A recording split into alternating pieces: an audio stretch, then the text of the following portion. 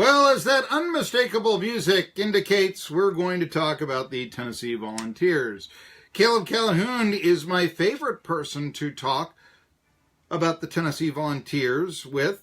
I'm Marky Billson, host of Tri-City Sports Now here on 1420 NBC Sports Radio Tri-Cities. And Caleb Calhoun writes for allfortennessee.com, which, as I have many times said before, it's a site that if you're not checking out and you're a Tennessee fan, you are losing out, because I love the stuff you do in the off season and I love the breakdowns that you do. Chris Weinke, you broke it down.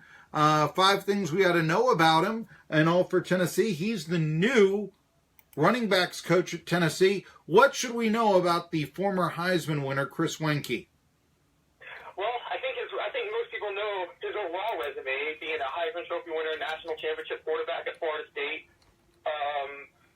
And then also looking back, playing baseball before he went to Florida State, and then being a pretty, he had a decent career as a backup in the NFL. And I think he did get a few starts, and then coaching high school football in Florida, coaching as an assistant in the NFL for a couple of years, and then being at Alabama last year. He's got a lot of diverse experience. I think the biggest thing Chris Weinke brings to Tennessee as a hire is the recruiting advantage. I mean, you want to talk about a pipeline into the state of Florida. The guy coached at IMG Academy, which is produces which is a factory for top talent in the state of Florida. He coached there for 5 years. And on top of that, he ran the camps down there. So he coached Cam Newton, Russell Wilson, Ryan Tannehill, although I would personally argue that coaching Ryan Tannehill is actually enough against you. Dolphins fan, are we? I mean, yeah. Yeah. Okay. But outside of all of that, I mean, I would say that that's the biggest advantage. Tennessee probably has a more direct recruiting pipeline into the state of Florida than they ever had among all those Florida hires Butch Jones made. Well, I would point this out when you speak of IMG Academy. I mean, yeah, it's a very nice point. I would point out that I had last week at this time on Donnie Abraham, who was a defensive back who went to East Tennessee State and is now an assistant at Illinois. Well, he coached at IMG too. Illinois is coming off a 2-10 year. So again, it's just sort of like what I always say about recruiting, Caleb Calhoun of allfortennessee.com. You just never know. And but it would seem to be an advantage to have someone with that pipeline than not have one. I will admit that. But here's what I want to ask you, and I know Tennessee fans don't think this way. Maybe they should, but if it's 1998, or shall I say the first few days of 1999, and Chris Weinke is starting at quarterback for Florida State, and do the Seminoles actually beat the Vols in the Fiesta Bowl? Your thoughts on that? Well, the strongest argument for that is Marcus. I mean, we remember how Marcus Alston played that day. All of us who watched that game, and he did not play well. I think Peter Warrick got 1 catch in that game. Yeah. And Dwayne Goodrich had the pick 6. But I would add that we're always forgetting the fact that what everybody forgets is Chris Weinke, I think, went down in the 3rd game of the year, and he was the starting quarterback when they lost to NC State, if I'm not mistaken. Well, he was 9-1. He was 9-1. He actually stood. They were number 2, and they got hurt in Virginia in the Virginia game, which was later in the year. Right. So he had actually played 10 games. Yeah. Okay. All right. I don't know why I saw 3, but either way, Marcus Alston did start when they beat Florida, and they beat Florida by 10 that year. They actually beat Florida more significantly than Tennessee beat Florida that year. That's true. I mean, it was overtime. Yeah. Yeah, exactly. And yeah, Tennessee needed overtime and 5 turnovers and just a litany of. I mean, that's. Everyone talks about the Arkansas game. I got to be honest, that Florida game might have been the luckiest game I had ever seen a team win. And but I would say that. So I would argue that I've heard that argument a lot where the Chris Weinke at third they would have won. I'm not saying that that's not true, but I think that it's a little unfair to just go out there and fully make that statement, given the fact that Marcus Alston did beat Florida. And that was a very, very good Florida team that year. Say no siree to anyone but a Tennessee Volunteers fan, and they are disappointed. They've been denied something. Say no siree to a Tennessee Volunteers fan, and they smile ear to ear, and you know exactly why I say that. So, hey, Caleb Calhoun, of All for Tennessee, though, you mentioned one question that I have is you mentioned Weinke's great athletic background, a baseball player, a Heisman Trophy winner, NFL coaching, and for that matter, playing a little bit as well, a national championship for Florida State in '99, that's fine. But he's a quarterback. What does he know about running backs? Yeah, that threw me off, too. To be fair, as I wrote this yesterday, I think that there's still kind of discussions over working, kind of reshuffling the offensive staff. There's some reports out there that Weinke could potentially be the wide receiver coach and David Johnson come over to the running back coach. That would make more sense because we do know that quarterbacks in the past have been able to be receivers coaches. As far as being a running backs coach, the biggest thing I could say is that, again, if he was a head coach in high school, then he has to know a little bit about coaching running backs. And True. All reports that he developed, that he did a lot of work with Bo Scarborough in high school and at Alabama. So that's the biggest thing I would look at. Most people will tell you if you become a head coach at a high level, at least. I mean, certainly the pros or something.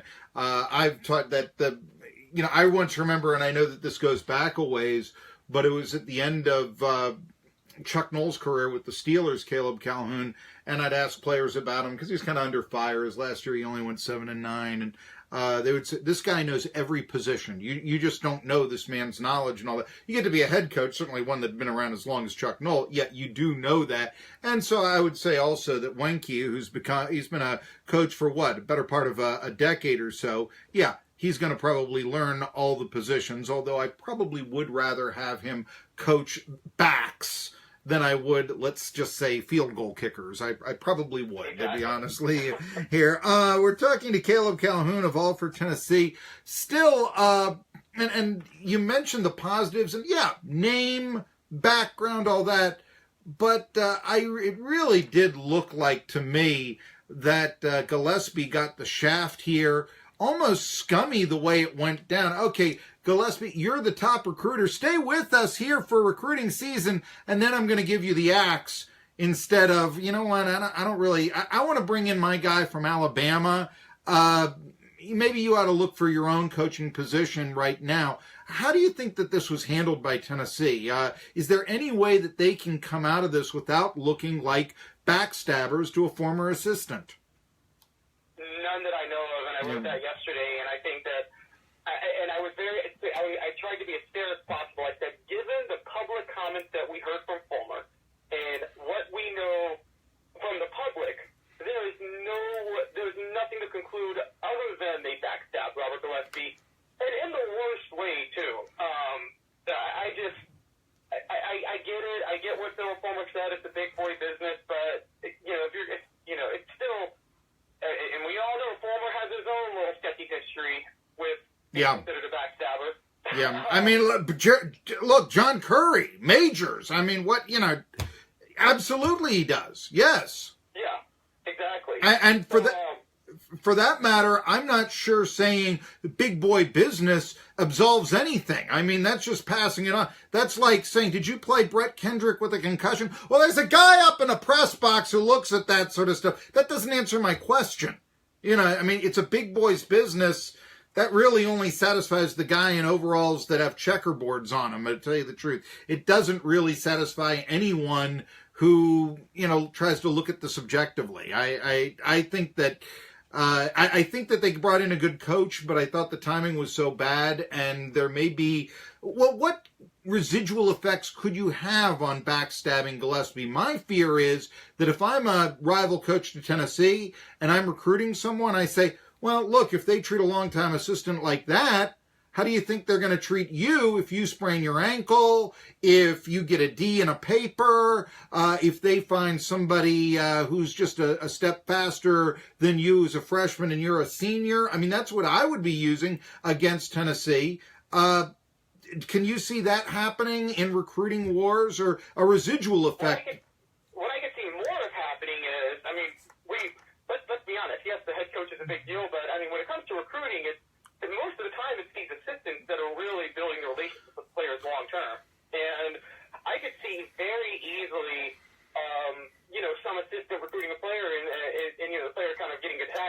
rival coach saying, hey, you don't know if that assistant's going to be there after signing day because, they've shown that they're willing to give an assistant the axe. Interesting. And that actually, I think that hurt Tennessee recruiting to a certain degree under Butch Jones. Because remember, Butch Jones was, before 2016 was the first year where people started to question Butch Jones a little bit, where Tennessee underachieved. Up until that, everything was pointing upward with Butch Jones. And, sure. But he immediately cut bait with Mike Mahike, his offensive coordinator, after his second year, and then John Jantic, his defensive coordinator, after his third year, to try to get upgrades there. And I actually think that's hurt him recruiting to a certain degree. I always thought that Butch Jones, when it broke out the whole Dre Bowles thing, and I found that to be very unsatisfying, the way it all went down and all that. And I thought Butch had his fingerprints on that. I really did. And I would have let him go at that time just for appearances' sake, instead of, say, a dog and pony show of 16 coaches going up to a podium and saying, nothing to see here, which to me is sort of like trying to say, oh, no, female athletes, you can come to Tennessee. It's safe, really. Do they buy it? I don't know. And you could have had, but I thought that, just like you said, the perception was at the time Tennessee football was on its way up. And so we can't get rid of this up-and-coming coach. And obviously you see how that worked out. So perhaps trying to, that caught up with them and such. We're talking to Caleb Calhoun of allfortennessee.com. Well, the basketball team, they kind of got, last time we spoke of this, beat South Carolina. A close game, but getting back in the win column after a disappointing game against Alabama. I asked you this 2 days ago, but what can we look for the Vols this weekend? Well, I think we have another writer who posted today a great post about the keys to the Vols against Georgia tomorrow. I think, given the way they've looked the last two games, I mean, if I were forced to pick right now, I actually might think Georgia might win tomorrow. I think Tennessee's in a bit of a lull. They're kind of coasting by. They're just. This reminds me. When you're an up-and-coming team, sometimes, or a program not used to winning, sometimes a huge win can take so much out of you after that. I remember the year Tennessee was number one, when Tennessee beat Memphis in basketball. They beat Memphis on the road. They were not, right after that, they never looked the same. I mean, they lost to Vanderbilt 3 days later. They kind of slumped through the finish line. They couldn't even win the SEC that year when the SEC was very weak. And so I think this Kentucky win might have been the peak, and I think they might be slumping just a little bit down the stretch. They're still young. They only have one senior, and so I think that I actually think Georgia might win tomorrow. So I don't want to knock Rick Barnes of the job he's done. I think Tennessee's kind of in a bit of a funk right now. They have a winning streak in Athens of several years. I forget exactly the last time the Vols defeated Georgia down there, but haven't the Vols lost their last? I think it's 4 games of the Bulldogs. Is that correct, Caleb Calhoun? I think it was 4 games. Yeah. But it was weird because before that, Tennessee, there was a period. I mean, I think from even dating back to the Buzz Peterson years, where Tennessee wouldn't lose to Georgia in basketball, and it's been throughout most of the Bruce Pearl years too, if not all the Bruce Pearl years. So yeah, it's kind of weird how that worked out. There was a period of time, Caleb Calhoun, where the Bucks couldn't beat Buzz Peterson. Where ETSU couldn't, yes, back in the 90s. And that was a case of, that was actually very controversial because in the mid-90s when ETSU needed to hire a basketball coach, Buzz Peterson and Ed DeChillis, who they eventually both hired, were up for the job. They went with DeChillis, and Peterson went to Appalachian State right after that. And right after that, Appalachian State defeated ETSU in the first 5 meetings. And I remember covering the game in which ETSU finally broke the streak, and you going into the coaches, that you would have thought a yoke had been lifted from the shoulders of Ed DeChillis after that came out. I remember that very well. So Buzz had his winning streaks against certain teams, and oftentimes against the geographic rival. So I guess we can remember. He was also decent. Appalachian State was the one school where Buzz Peterson can say, you could look back and say he had form of success. Yeah, Yeah, he did. And well, he went the NCAAs the one year at Tulsa, did he not? He was there 1 year at Tulsa. They won the NIT that year. Remember, that was actually a disappointment because the year before they had gone to the Final Four. I was young at the time, so I don't remember. But like for a lot of ball historians that are like kind of now getting into covering the history, it baffles a lot of us to see how Tennessee fired Jerry Green and then went for Bud Peterson. I thought the same thing. I thought the same thing, and I couldn't believe that Green, who had success, I mean, and all this, was being let go so fast for, basically the way one season ended. I was very upset about that. Green, also an ETSU grad. I don't know if you knew that, Caleb Calhoun. Yeah, he was an ETSU. Tony Harris was hurt that season, too, towards the end of the season, which made things even rougher on Jerry Green that year. Well, we're talking... We're talking to Caleb Calhoun. I want to ask you one quick question before I have to go to a break. But I know the Lady Vols lost to Alabama last night.